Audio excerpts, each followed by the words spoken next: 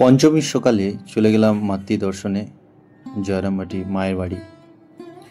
দুর্গাপূজার পঞ্চমীর সকাল, কিন্তু মন্দির চত্বরে খুব একটা ভিড় লক্ষ্য করলাম না।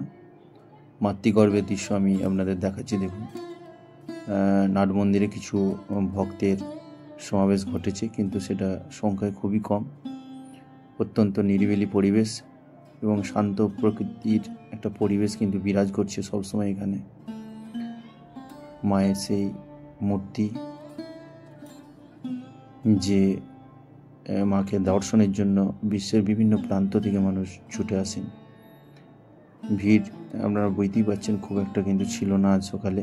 সকাল 9টা সাড়ে 9টার সময় আমি গিয়েছিলাম।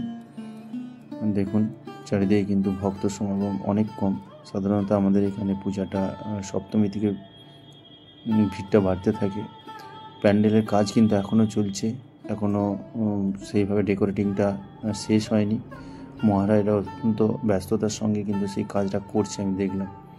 কিছু ভক্ত এসেছে মাতৃদর্শনে, আপনাদের দেখাচ্ছি, দেখুন।